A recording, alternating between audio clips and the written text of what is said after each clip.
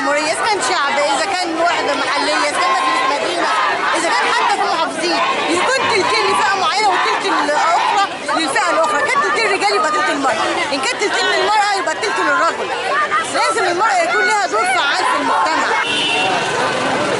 احنا جايين النهارده علشان بنطالب كل فئات نساء مصر، احزاب ومستقلات وحركات، بنطالب بتمثيل ايجابي وتمييز ايجابي عادل للمراه المصريه في البرلمان وفي كل المجالس المنتخبه والمعينه الا تقل نسبتهم عن 30%.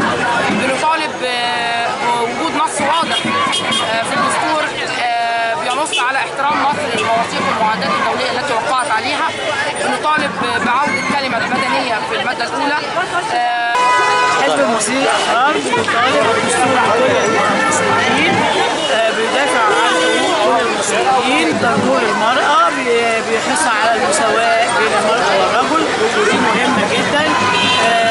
بيمحو مواريث ثقافية واجتماعية موجودة داخل المجتمع بتمييز إيجابي لفترة أو اتنين للمرأة المصرية، فده محتاج لفترة ينمو فيها المجتمع يتقبل فيه دور المرأة في كل المجالات، وده بيحتاج تمييز إيجابي لمدة دورة أو اتنين، مش كوتا دائمة زي العمال والفلاحين، لأن المرأة كيان مساوي للرجل ولا يمكن البلد تنهض أو مصر تنهض بدون وجود دور قوي للمرأة.